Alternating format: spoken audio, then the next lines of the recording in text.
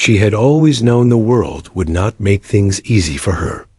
Growing up in a small town, she had heard every version of the same warning. That's not for girls. Or, why don't you pick something safer?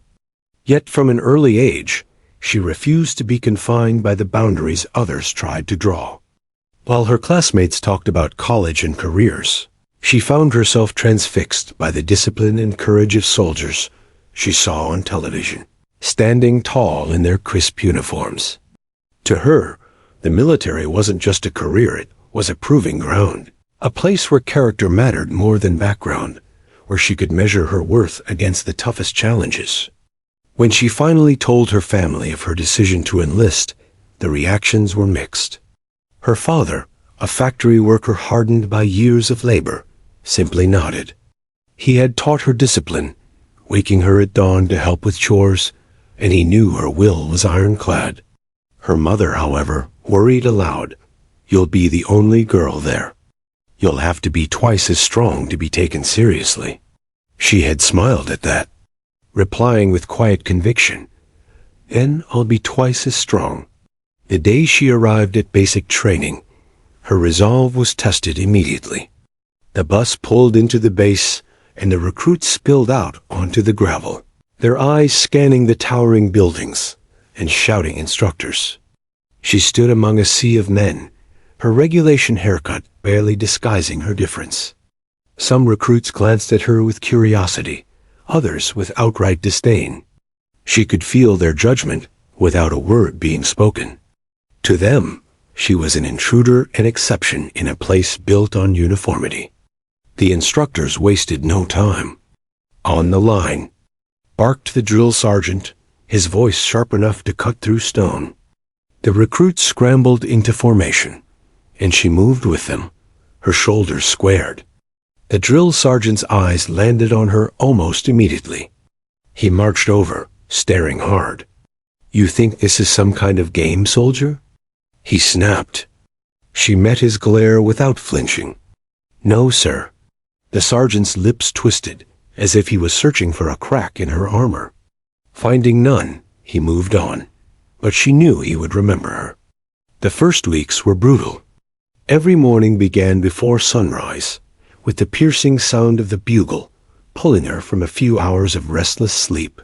They ran miles before breakfast, their boots pounding the earth in rhythm, sweat streaming down their backs.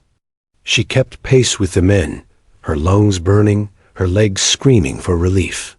More than once, she caught recruits smirking, waiting for her to fall behind. But she never did. Each day, she forced her body to go further than it thought possible. Still, physical endurance was only part of the battle. There were moments when the weight of being different pressed down hardest, not from the instructors, but from her fellow recruits. In the barracks, conversations often went quiet when she entered. Jokes were made at her expense, whispered just loud enough for her to hear. "She won't last another week. This place will eat her alive." She heard every word, but never responded. She had decided early on that she would not waste her energy fighting their doubts. Instead, she would let her results speak. One night, after a particularly grueling day of drills, she sat alone on her bunk, lacing her boots for the next morning.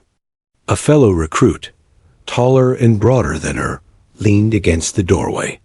"You should quit," he said casually, as though offering advice. "You'll never keep up with us.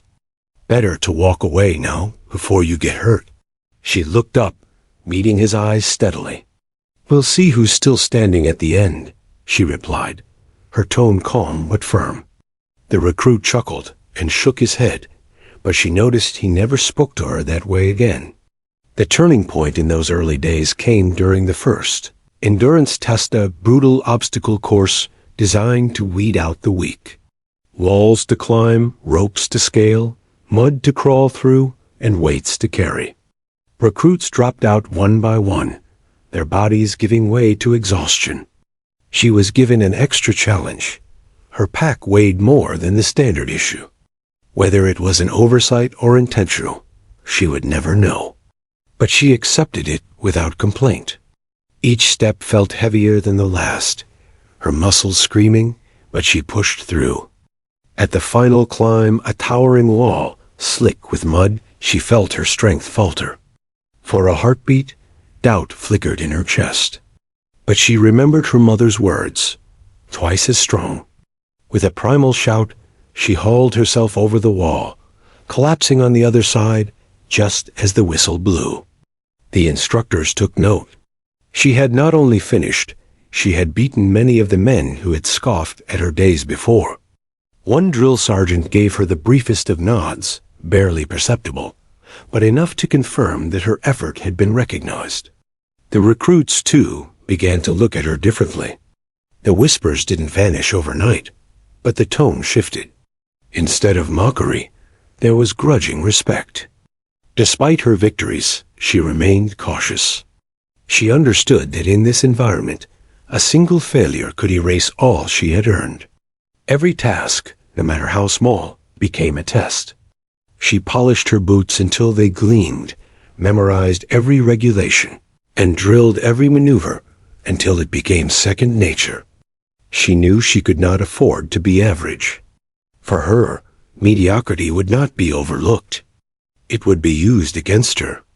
So she chose excellence. It was not without cost. Her body carried bruises, her knuckles raw from rifle drills, her feet blistered from endless marches. At night, exhaustion pulled at her bones, but her mind would not rest. She replayed each day in her head, searching for weaknesses to fix. Yet beneath the fatigue, a quiet pride grew.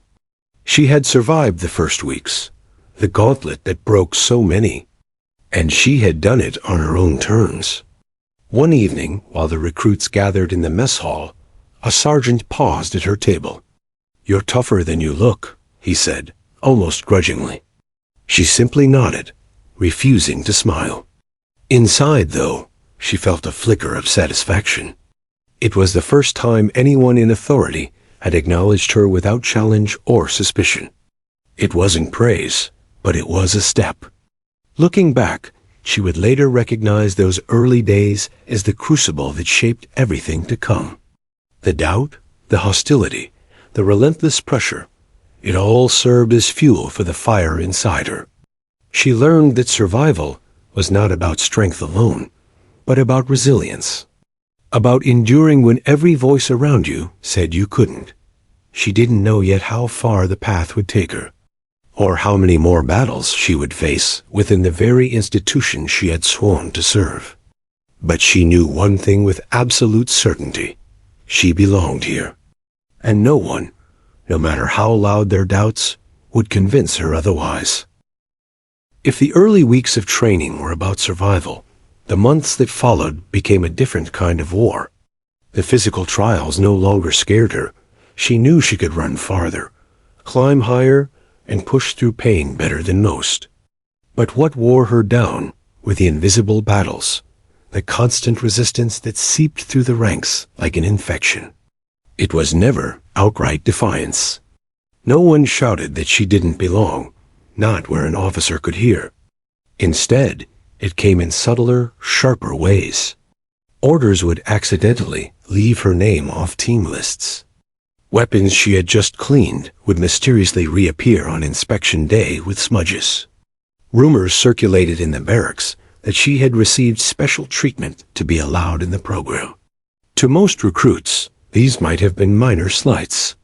But to her, they were daggers meant to bleed her confidence. One afternoon during a tactical exercise, she was assigned a pack that weighed far more than the standard issue. It wasn't the first time. She could see it in the faces of those handing it over. They expected her to stumble under the load, to give them the evidence they craved, that she was weaker, that she was unfit. The straps dug into her shoulders like claws, each step sending shocks of pain up her spine. Yet she refused to lag. Step after step, she matched the rhythm of the men beside her. By the end of the march, her shirt clung to her body with sweat. Her legs trembled, but she crossed the line standing tall. The sergeant in charge gave her a glance, brief but unmistakable, before turning away. He wouldn't say it aloud, but she had won a silent victory. Among the recruits, the effect was mixed. Some respected her more for enduring, while others resented her even more. Her persistence didn't break their prejudices, it threatened them. In the barracks, the hostility deepened. At night, she could hear the muttered conversations, the jokes about her stamina, her gender, even her appearance. A few recruits went further, deliberately ignoring her during drills, forcing her to repeat tasks alone. One morning, she found her boots filled with mud, a childish prank that could have ruined her inspection. She cleaned them in silence, her jaw set. Responding would only give them satisfaction. Instead, she polished the boots until they gleamed so brightly the sergeant commented on them. Their attempt to humiliate her had turned into another point of recognition. There were moments, however, when the weight became nearly unbearable. After one particularly long day of back-to-back drills, she collapsed onto her bunk, her body aching. She stared at the ceiling, her throat tight, wondering if it was worth it. The others could afford to fail once or twice. She could not. Every mistake, every slip, would confirm the doubts whispered behind her back. Some nights she whispered to herself, "Tomorrow. Just get through tomorrow." That mantra carried her through more than the endless miles she ran. But she wasn't entirely alone. A handful of recruits noticed her grit.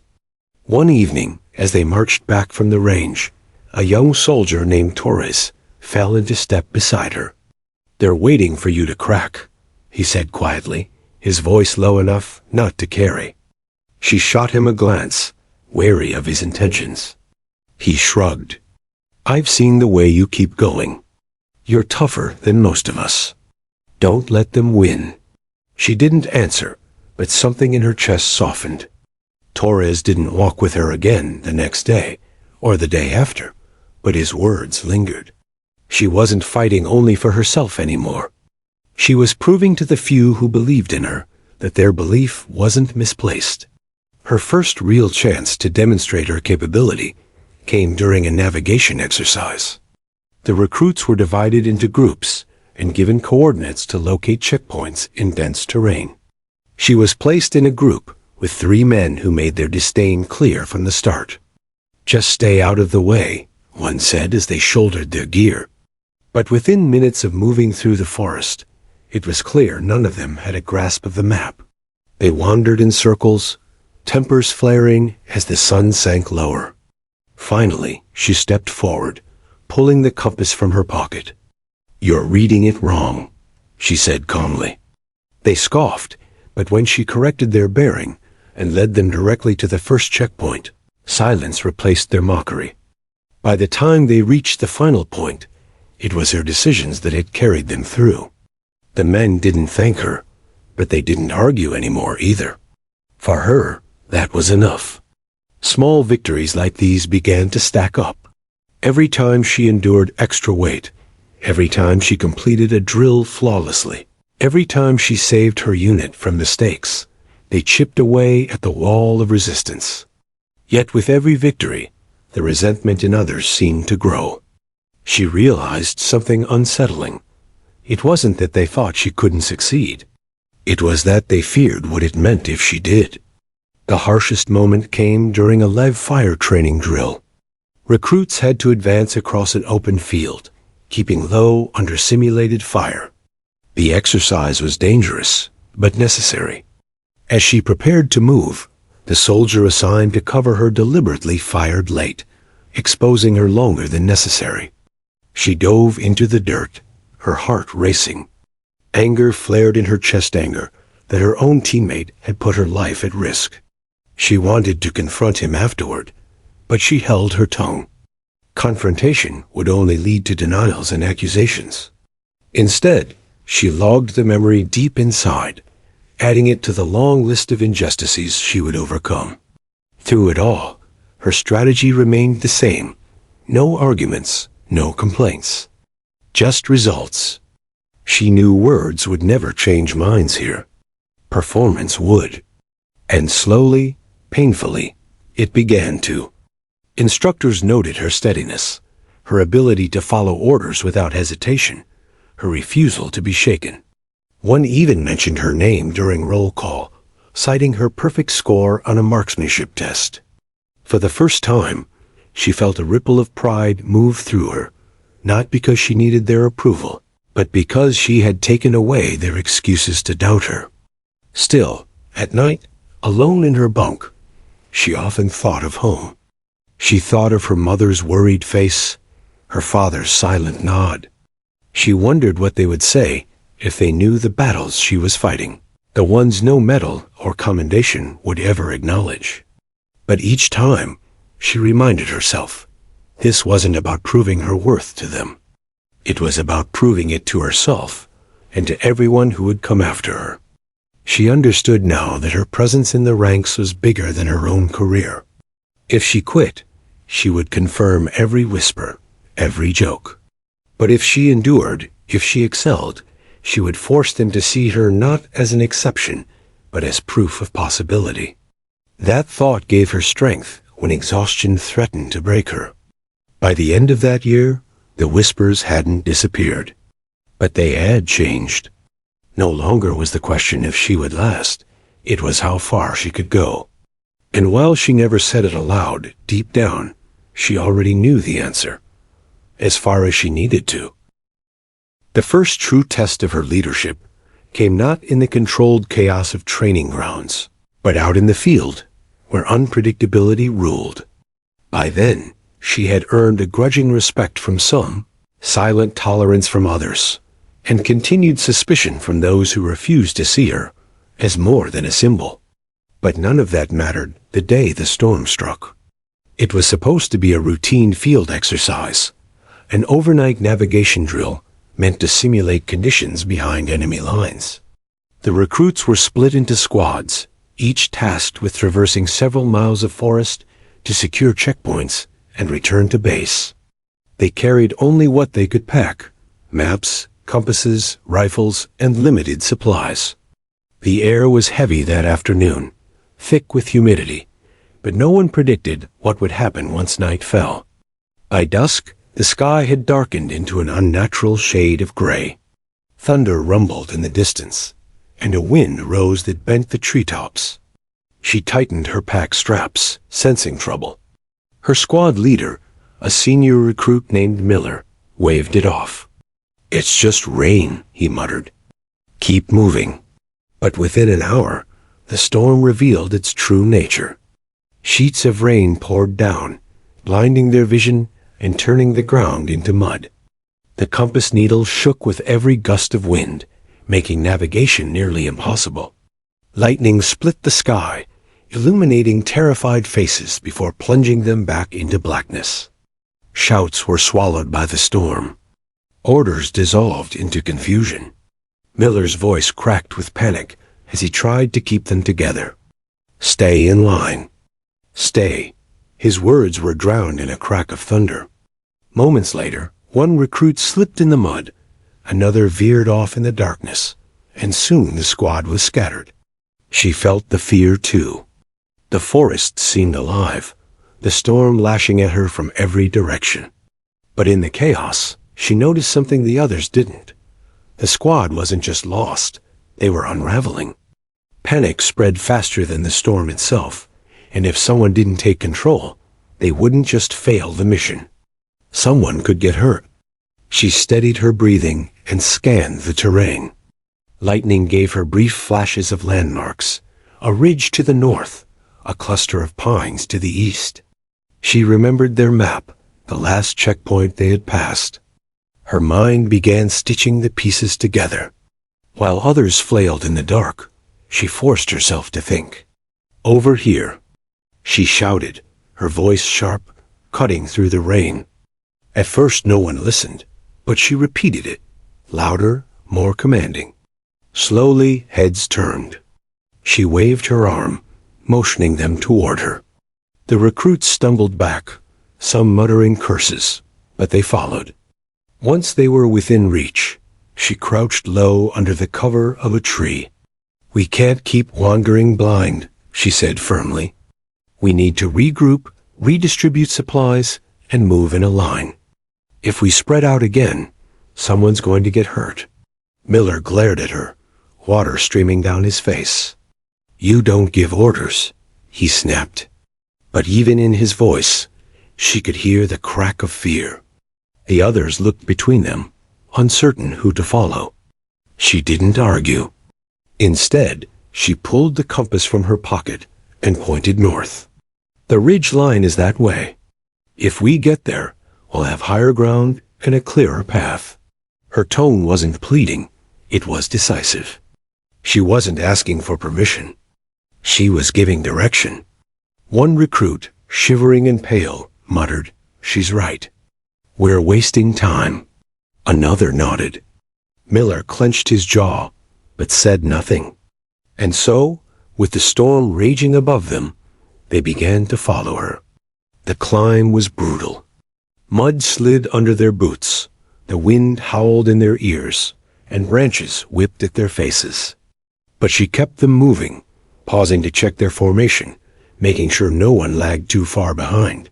When one recruit's pack strap tore, she redistributed the weight among the others, including herself. "We're not leaving anyone behind," she said, her voice steady despite the storm. Hours later, though it felt like days, they reached the ridge. The rain still poured, but from that vantage point, the forest spread before them in clear patterns. With a few quick adjustments, she oriented the compass and charted a path back toward base. Exhausted, drenched, and bruised, the squad finally stumbled into camp just before dawn. The instructors were waiting. They had watched through night vision scopes, recording every squad's progress. Most teams had scattered, some never completing the course. But her squad, against the odds, had returned intact. Mud-streaked faces and torn uniforms told the story better than words. As they filed in, the senior officer in charge studied them carefully. His eyes lingered on her, perhaps noticing how the others looked toward her instead of Miller. He didn't smile, didn't congratulate them, but he didn't need to. She knew that he had seen. In the barracks later, the recruits slumped onto their bunks, too tired to speak. Miller sat apart, his pride wounded. He never admitted it, but the shift was clear. From that night on, when panic threatened to break a unit, eyes turned instinctively toward her. Not with friendliness, not yet, but with recognition. She hadn't set out to lead. She had only wanted to survive, to keep the team together. But in doing so, she had revealed something neither the recruits nor the instructors could ignore. When everything fell apart, she could stay calm. And calm, in the military, was the difference between disaster and survival. In the weeks that followed, other opportunities tested her again. During live fire drills, she kept her unit moving in perfect synchronization, her voice steady above the crack of rifles. During supply shortages, she improvised with what they had, keeping morale from collapsing. Slowly, grudgingly, the narrative around her began to change. Not everyone accepted it. Some recruits still muttered behind her back, convinced she was simply lucky, or worse, that she was being favored. But those who had been with her in the storm knew better. They had seen her take control when their leader faltered, seen her carry weight that wasn't hers to carry. They didn't say it aloud, but they followed her just the same. For her part, she didn't celebrate. Leadership wasn't about titles or praise, she realized. It was about responsibility, the responsibility of ensuring no one was left behind, even those who doubted her. That night in the storm had taught her something vital, that true authority wasn't granted by rank. It was earned, moment by moment, by proving you could be trusted when fear consumed everyone else. She carried that lesson quietly, never boasting, never reminding them of what she had done. But she knew, deep down, that something had shifted. For the first time, she was no longer just surviving the military, she was beginning to shape it. And though none of them could admit it yet, she had shown the first signs of what would one day set her apart, the instincts of a leader. Promotions in the military were supposed to be straightforward. You served your time, met the requirements, passed your evaluations, and advanced. At least, that was how it looked on paper. In practice, the process was riddled with politics, timing, and unseen currents of favoritism. For her, it became something else entirely. A marathon of endurance that tested not her muscles, but her will to persist against resistance she could never quite name aloud. By the time she had completed her first years of service, she had more than proven her capabilities. Her performance reports were consistently strong. Her marksmanship was above average, her endurance unmatched, her leadership qualities increasingly undeniable. Yet when the promotion lists came out, her name was absent. The first time, she told herself it was timing. Maybe her file hadn't been reviewed in time, or maybe there had been too many candidates ahead of her. The second time, she reasoned it was competition. Promotions were limited, after all. By the third time, she stopped pretending. She began to notice a pattern. Her achievements were quietly overlooked, while others with less experience or weaker evaluations were advanced. At meetings, her ideas were credited to others. Paperwork she submitted would mysteriously go missing, delaying her consideration for specialized training. She didn't need anyone to tell her outright. The message was clear. She wasn't the type they wanted rising too quickly. But quitting was never an option. If anything, the resistance only fueled her determination. She doubled her efforts, volunteering for the toughest assignments. When others looked for ways to rotate out of dangerous deployments, she put her name forward. If I'm not going to be promoted, she told herself, then I'll earn a reputation they can't ignore. Her tours took her into the harshest conditions. In the deserts overseas, where the sun scorched the earth and dust storms blinded entire convoys, she remained steady. When missions required nights of little sleep, she stayed awake longer than anyone, monitoring equipment, checking routes, ensuring her team's safety. In one deployment, she was tasked with leading a supply run through hostile terrain. The convoy came under unexpected fire, and chaos rippled through the vehicles. She didn't flinch.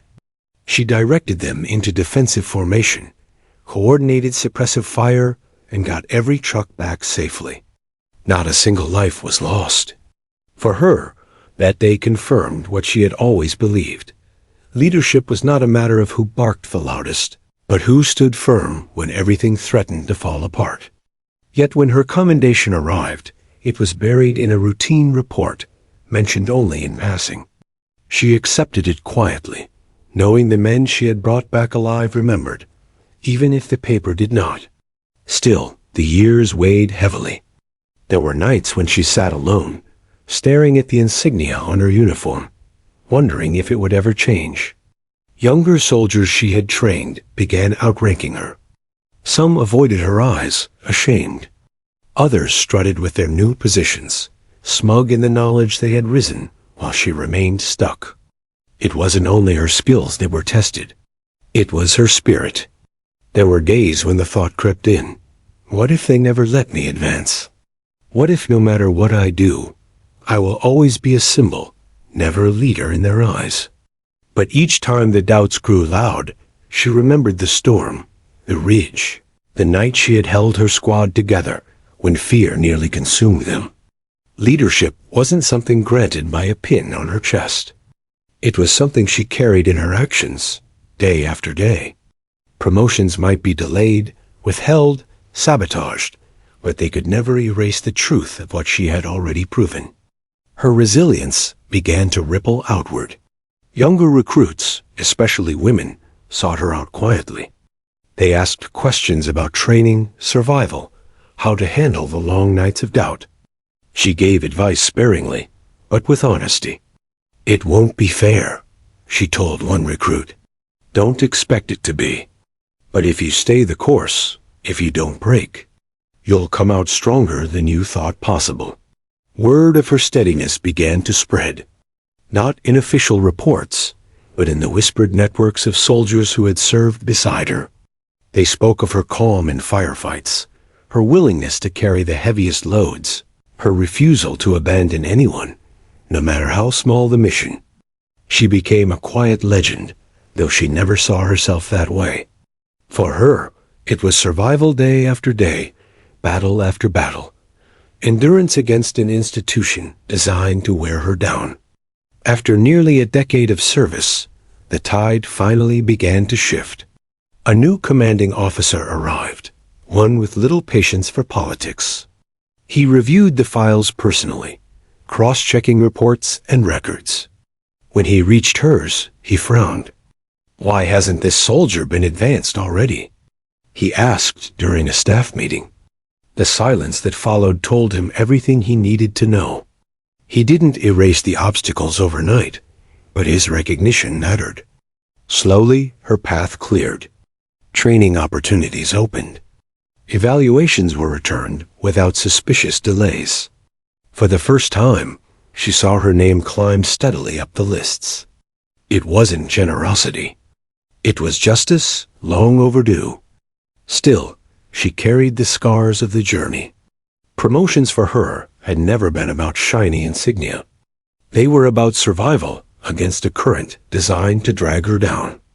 Each new stripe she earned was proof not of the system's fairness, but of her refusal to surrender. And though she rarely admitted it aloud, she knew something else. The years of resistance had forged her into something even stronger. A soldier who had not only endured, but learned to lead without the comfort of recognition, without the safety of support. She had learned to lead in shadows, where no one applauded, where every step forward was a battle in itself. That was the long road to promotion. Not a straight line, but a winding, punishing path that tested her more than combat ever could. And though the journey had left her weary, it also left her unshakable. For when the ceremony finally came, years later, she would know, unlike so many who stood beside her, that she hadn't just been promoted. She had earned every inch of it the hard way. The summons came in the form of a neatly folded letter slipped beneath her door. Its envelope was crisp, the ink dark against the white paper, carrying the weight of formality. She picked it up with steady hands, but her heart quickened as she read the contents. At last, after years of waiting and watching others pass her by, her name had been placed on the promotion list. For a long moment, she simply stood still, staring at the page. Her thoughts raced, memories of nights spent awake in the barracks, wondering if she was wasting her life. The sting of watching younger recruits pin on stripes before her. The quiet battles fought in shadowed corners of the system. And now, finally, this. The words were brief, almost sterile, but she read them again and again, until the ink seemed to etch itself into her mind. Report to the assembly hall at 0900 hours for the official ceremony. The days leading up to the event were unlike any she had experienced before.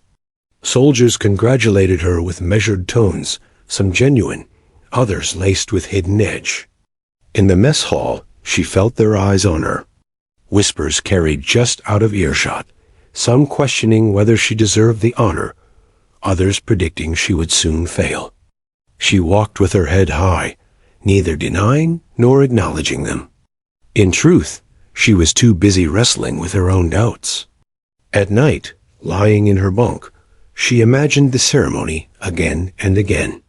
The flags hanging from the ceiling, the polished boots of officers gleaming under bright lights, the rows of uniforms in rigid formation. She imagined stepping forward when her name was called, imagined the insignia pinned to her chest. But always, her mind interrupted with a darker possibility. Someone speaking out, someone sneering, someone finding one last way to humiliate her before the crowd. Her closest friends reassured her. "You've earned this," one said. "Nobody can take it away from you now." But she had learned long ago that what should be true was not always reality. She smiled, thanked them, and kept her fears to herself. The night before the ceremony, she barely slept. Instead, she sat at her small desk and polished her boots until the leather shone. She pressed her uniform with meticulous care, every crease sharp, every button gleaming. She inspected each detail again and again, as though perfection in her appearance might shield her from whatever awaited. Outside, the base was quiet, the world hushed except for the occasional footsteps of the night watch. She thought of her family then, of the sacrifices that had carried her here. Her mother's face flashed before her eyes, stern, proud, always telling her that strength meant standing tall, even when the world pushed down. She thought of the little girl she had once been, too stubborn to quit, too determined to give up. "You're walking into this not just for yourself," she whispered to her reflection in the mirror. "You're walking in for everyone who thought you'd never make it." Morning came, bright and merciless. The hall was already crowded when she arrived. Rows of soldiers lined the space, their uniforms immaculate, their postures stiff. The air hummed with low conversations that hushed whenever a superior officer walked by. The scent of polished wood and starched fabric filled the room. On the stage, the American flag hung heavy and proud, its folds catching the light from tall windows above. She stood in formation with others awaiting promotion, her eyes forward, her body still. The officer beside her shifted nervously, his hand twitching at his side. She did not move. Years of practice had trained her to stillness, to patience, to silence. Inside, however, her pulse drummed with a fierce rhythm. She scanned the audience discreetly, noting familiar faces. Some smiled in quiet encouragement. Others avoided her gaze. And then there were the few those who had doubted her, those who had tried to block her eyes, watching her with narrowed eyes. She felt their scrutiny like heat on her skin.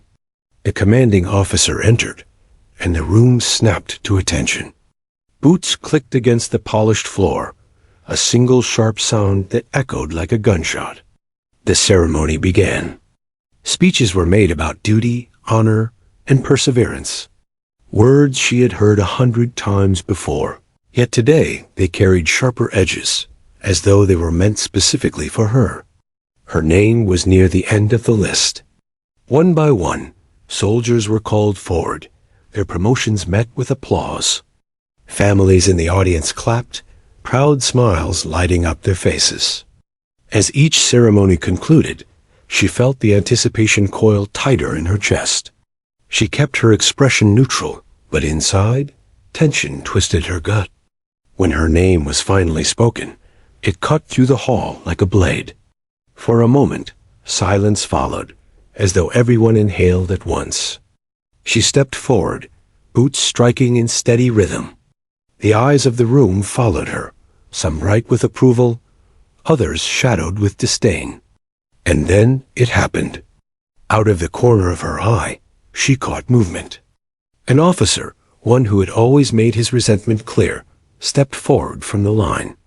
His face was tight, his jaw clenched, his body radiating hostility. His motion was not the crisp salute of respect. It was sharp, abrupt, almost violent, as though he intended to strike her rather than honor her. Gasps rippled through the assembly. For an instant, the room held its breath. She stood frozen, not in fear, but in disbelief, her body instinctively bracing. The moment hung, stretched taut like a bowstring. Everything she had endured, every insult, every delay, every dismissal, seemed to gather into that single heartbeat. And then, before the air could shatter, the commanding officer's voice rang out across the hall, deep and commanding, cutting through the tension like thunder. The officer's movement was unmistakable. It wasn't the respectful step of a comrade, nor the practiced precision of a drill. It was too quick, too sharp, born of anger rather than duty. His hand twitched near his side, and his eyes locked on her with the kind of hostility she had felt for years, but never so nakedly revealed. The sound of his boots scraping the polished floor seemed deafening in the silence. Rows of soldiers froze. The audience stiffened. For the briefest moment, the hall ceased to breathe. She did not flinch. Years of discipline had trained her body into stillness.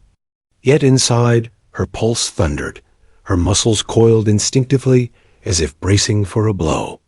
Her mind flashed back to the countless times he had sneered at her achievements, dismissed her competence, and whispered that she didn't belong. And now, before the eyes of the entire unit, he seemed prepared to make good on his contempt. Gasps rippled quietly through the ranks. No one moved to intervene. The tension was too sudden, too surreal. It felt as though the air itself had thickened, trapping every witness in place. And then, stand down. The commanding officer's voice erupted like a thunderclap, rattling the silence. It wasn't merely loud, it was absolute, carrying the kind of authority forged through decades of command. The words echoed through the assembly hall, leaving no space for doubt or defiance. The hostile officer froze mid-step, his body jerking as though struck by an invisible force. His face flushed crimson, but he halted, fists clenching at his sides. The CO's gaze swept across the room, cold and unyielding, before fixing on him. "Do you understand where you stand?" His tone was calm now, but it carried the weight of steel, sharp enough to cut. The hall remained silent, every soldier watching, every eye flicking between the officer who had moved in aggression and the woman who stood tall, motionless, her chin lifted in quiet defiance. Then the commanding officer turned toward her. His voice carried not just through the hall, but into the marrow of everyone present. "She outranks everyone here." The words rang like a gavel striking final judgment. For a moment, there was disbelief. Soldiers glanced at one another, trying to process what they had just heard. Outranked? Everyone? Surely the CO was exaggerating. But then, as the weight of his declaration settled, the truth became clear. It wasn't a metaphor. It wasn't hyperbole. She had been promoted to a position that placed her above them all, her authority undisputed, her rank higher than even those who had long conspired to keep her down. The officer who had moved against her went pale, his jaw working as though searching for words. But no sound came. The silence that followed was crushing. He stepped back into line slowly, shoulders stiff, unable to meet her eyes. She did not move. Her body remained perfectly aligned, though her chest burned with a storm of emotion. Relief, vindication, disbelief, all of it swirled within her. She had not expected this.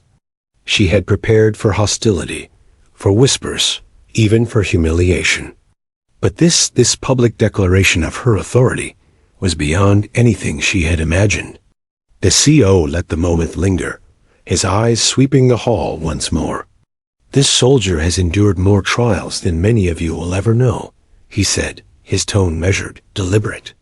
"She has carried burdens others shirked, led missions others feared, and upheld this uniform with dignity, even when faced with contempt.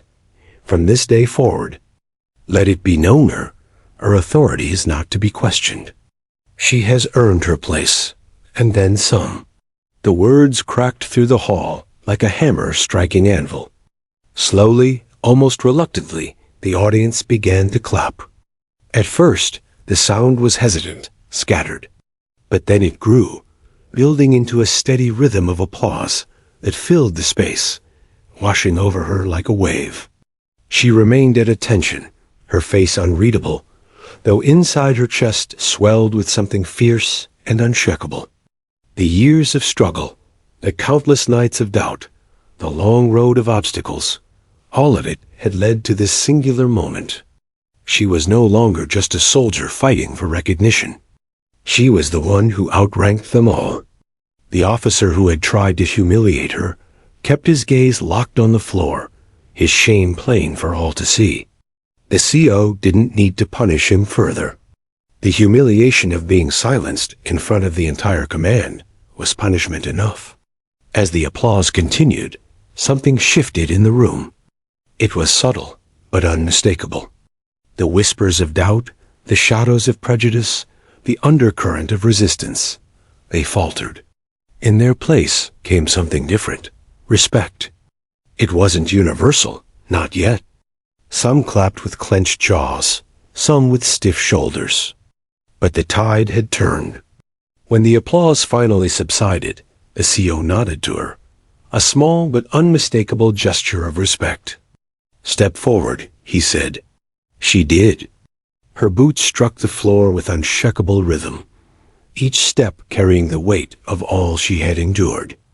As she reached the center of the stage, the insignia was presented to her. The metal gleamed under the hall's lights, a symbol not just of promotion, but of triumph. As it was pinned to her chest, she felt its weight settle against her uniform, not heavy, but grounding. This was not merely recognition. It was vindication. It was justice. For the first time in years, she allowed herself a small smile. Not wide, not boastful, but steady. The kind of smile that told the room she wasn't broken. She had never been broken, and she never would be. And though the ceremony continued, though other names were called and other soldiers promoted, everyone knew the moment that would be remembered. It wasn't just the promotion itself, but the declaration that had echoed through the hall, the words that had silenced hostility and shifted the entire tide. She outranks everyone here. When it was over, and the soldiers were dismissed, she walked out into the bright morning sunlight. The air felt different, lighter. Around her, the whispers had changed. They no longer questioned her presence. They spoke of what had just happened, of the commanding officer's words, of the authority she now carried. She had walked into the ceremony, burdened by years of doubt. She walked out not just with a new rank, but with a legacy already in motion. The long road had ended. A new one had begun. When the final echoes of applause faded, the assembly hall seemed to vibrate with something invisible yet undeniable. The commanding officer's words still hung in the air, words that could not be taken back, words that had shifted the ground beneath every soldier in attendance. She outranks everyone here. It was not simply a statement of rank. It was a proclamation, a final gavel strike. It sealed years of debate, prejudice, and whispered dissent. And in its wake, the hall felt different. Heavier, somehow, and yet charged with a restless energy that refused to settle. As the ceremony continued, other names were called, other promotions pinned, other soldiers applauded. Yet everyone knew the day would not be remembered for them. The ceremony had found its story, and it was her. The officer who had stepped forward to humiliate her had been silenced in front of all, and in the same breath she had been elevated above them all. When the final salute was given and the gathering dismissed, the soldiers dispersed in clusters, their voices low, their words hurried. Some turned to glance at her, expressions unreadable. Others avoided her eyes, walking stiffly, as though unwilling to acknowledge the shift that had just taken place. She walked with measured steps, her new insignia gleaming under the hall's lights, her posture straight. Inside, though, a storm churned. Relief, vindication, pride, and something heavier she could not yet name. For years she had dreamed of a day like this, yet now that it had come, it felt unreal. The commanding officer's declaration had not only given her the authority she had long been denied, it had publicly shattered the doubts of those who resisted her. As she exited the hall, the cool morning air met her face. The sunlight was sharp, dazzling against the polished brass and fresh uniforms of soldiers spilling into the courtyard. Conversations rose around her, fragments of words carried by the breeze. Did you hear what he said? Outranks everyone. Can you believe it? She didn't even flinch. Did you see his face? He looked ready to sink into the floor. Not all the voices carried admiration. Some were edged with bitterness, others with disbelief. But all spoke of her, and that, in itself, was proof of what had changed. She moved past them with calm precision, acknowledging no one. Her silence was deliberate. It was not the silence of fear or hesitation. It was the silence of power. The less she said, the more her presence spoke for itself. Later, in the officers' lounge, the atmosphere was taut. A few soldiers congratulated her with stiff handshakes, their words rehearsed, their smiles tight. Others lingered at a distance, watching her carefully, as if recalibrating their understanding of her. She could feel their calculations, their quiet weighing of how to approach her now. One man, younger and eager, approached with genuine enthusiasm. "Ma'am," he said, his voice steady, but his eyes wide with admiration. "Congratulations. We've all seen what you've done out there. It's good to see it finally recognized." She gave a small nod, her reply measured. "Thank you. Recognition isn't what matters. What matters is that the standard is upheld." He nodded quickly, understanding more than her words. It was a signal she wasn't here to bask in praise, but to lead. Not everyone shared that sentiment. Across the room, the officer who had stepped forward against her sat rigid, his jaw tight, his fists clenched in his lap. Shame radiated from him, but so did resentment. She felt his gaze like a blade pressed to her back. He would not challenge her again, not openly, not after the CO's words, but she knew men like him rarely surrendered their hostility. She had no intention of forgetting that. That evening, alone in her quarters, she finally allowed herself to breathe.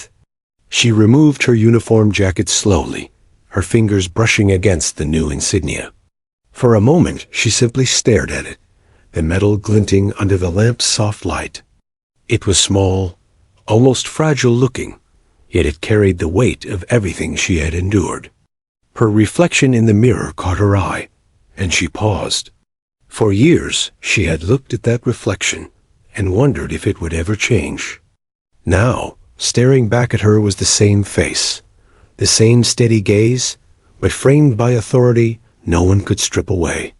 She sat down at her desk and pulled out a notebook she had kept since her earliest days of service. The pages were filled with observations, notes, reminders to herself during the hardest times. Keep moving forward. Don't break. Earn it, even if they deny it. She opened to a fresh page and wrote one sentence. Today, the silence broke. As the words settled on the paper, so too did a realization within her. This promotion wasn't just hers. It belonged to everyone who had stood in the shadows, doubted, dismissed, told to wait their turn while others surged ahead. The CO's words had not only lifted her, it had struck down the barriers that had held so many in place. She thought of the younger recruits who had confided in her over the years, especially the women who had whispered their fears late at night in the barracks. "They'll never let us through," one had once said. "No matter what we do, they'll always find a way to hold us back." Now, she had proof that the barriers could break. Proof that persistence, though punishing, could prevail. In the days that followed, the ripple effects spread. Soldiers who had once kept their distance now approached her for guidance. Some did so with respect, others with cautious calculation, but all recognized her authority. She became not just a figure of rank, but a symbol of endurance. The commanding officer's words were repeated like gospel across the base. "She outranks everyone here." They were retold in the mess hall, echoed in casual conversations, even whispered in training fields. The phrase became a reminder, a warning, a declaration of change. Of course, resentment still lingered.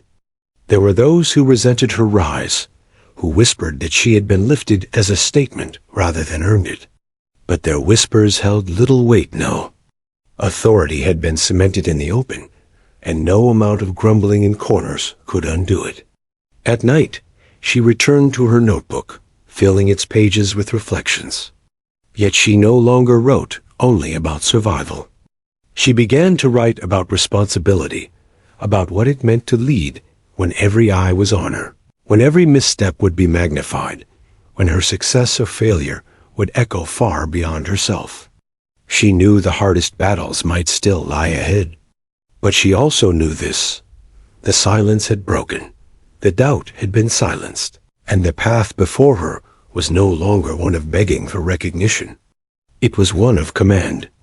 And in the stillness of her quarters, as the base settled into sleep, she whispered to herself the words she would carry into the future. They can no longer deny me. Now I must prove why I belong here. The days turned into weeks, and the weeks into months. The commanding officer's words from the ceremony echoed long after the applause had faded. She outranks everyone here. It was no longer just a statement of fact. It had become a compass for behavior, a standard for respect, and a reminder that authority could not be taken lightly. For her, the weight of that recognition was both heavy and freeing. She quickly realized that rank was more than insignia. It was responsibility. The officers who had once doubted her now came seeking advice on strategy, training, and even personnel decisions. Soldiers who had whispered behind her back now nodded in deference when she passed. And yet, she never allowed herself to relish their submission.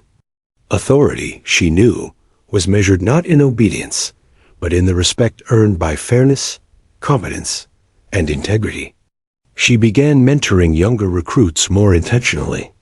Women who had previously doubted whether the military could ever be a place for them now approached her for guidance. She remembered the fear, the whispering doubts, and the moments she had felt invisible.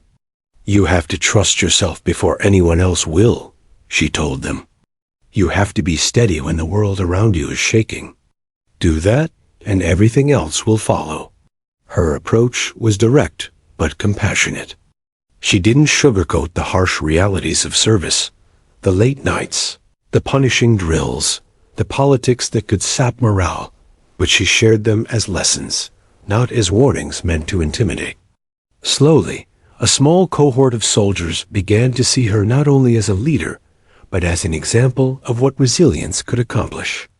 In training exercises, she applied her authority decisively but fairly. Mistakes were corrected, not ridiculed.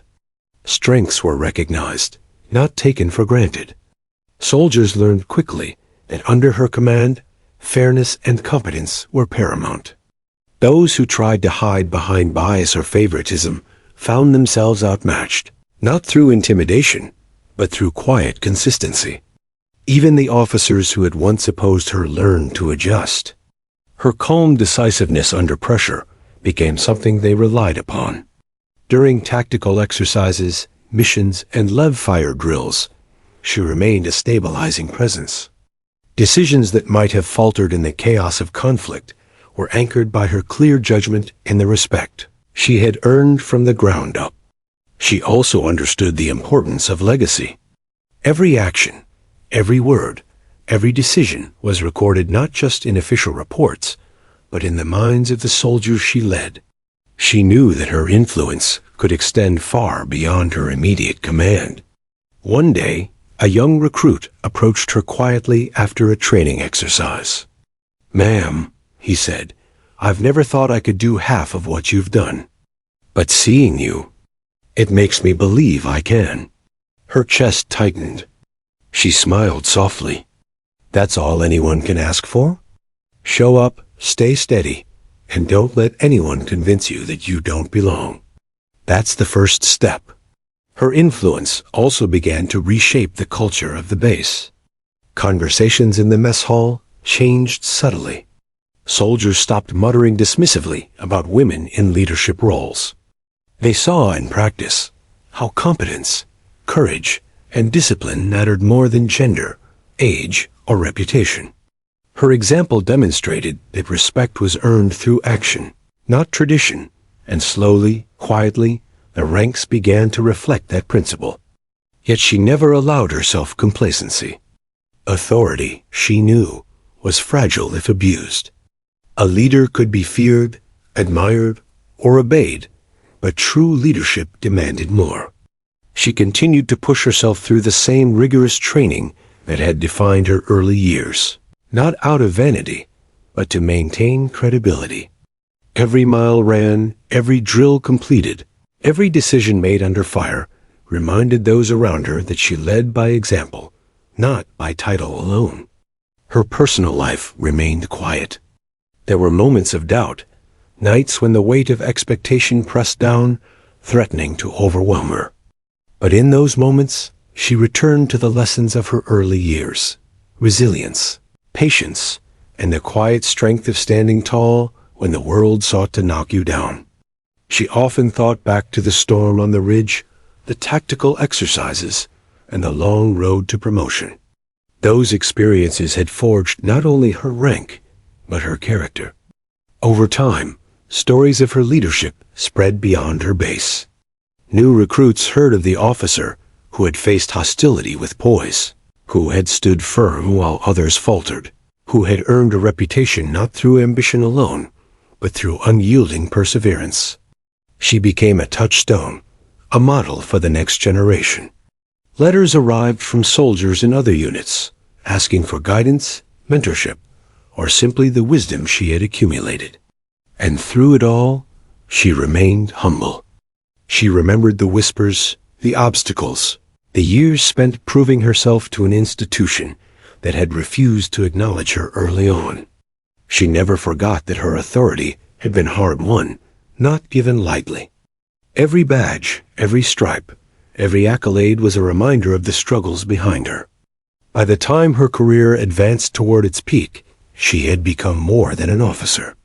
She was a symbol, not of perfection, not of invulnerability, but of endurance, of leadership that demanded respect without demanding fear. She inspired soldiers of all backgrounds to challenge themselves, to believe in their own abilities, and to trust that perseverance could overcome even the most entrenched resistance. In the quiet moments, when she walked alone across the base or reviewed mission reports late at night, she reflected on her journey. She remembered the first time she had felt ignored, the nights of exhaustion, the unfair assignments, and the doubt that had gnawed at her resolve. And yet, she also remembered the storms she had survived, the small victories that had carried her forward, and the moments of triumph that had quietly cemented her authority. Her story became part of the base's lore. New officers were told about her calm decisiveness in the storm, her ability to unify a team under impossible conditions, and the commanding officer's declaration that had cemented her authority. Young recruits heard the tale of how she had risen above bias, skepticism, and years of resistance, emerging not only victorious, but revered. She herself rarely recounted the full story. She let the actions speak louder than words. But when she spoke to new soldiers, she always emphasized the same lessons: integrity, perseverance, and unwavering focus. The struggles mattered, but they were only part of the journey. What mattered most was how one responded, how one carried oneself in the face of doubt, and how one earned the trust of those who would follow. As her career continued, the ripple effect of her presence grew. Soldiers who had once been hesitant to challenge tradition began to speak up, advocate for fairness, and recognize talent where it might otherwise have been overlooked. The institution had not changed overnight, but her influence was a catalyst for evolution, a living reminder that leadership was defined not by the easiest path, but by the courage to persist. In the end, her legacy was not a single promotion or ceremony. It was every soldier who felt empowered because of her example, every unit that functioned more effectively because of her steady hand, and every moment when the quiet strength of one person reshaped the expectations of an entire organization. And though she would eventually retire, her story would endure, whispered in barracks, celebrated in quiet moments of pride, and remembered as a testament to resilience, courage, and the power of steadfast leadership. She had walked the long road to authority, and in doing so, had carved a path for others to follow. Her life, her career, and her legacy had become inseparable. In a world where authority could be contested and respect hard-earned, she had proven that integrity, perseverance, and courage could forge a place that no one could take away. She had not only outranked everyone in the room, she had become a beacon for generations to come.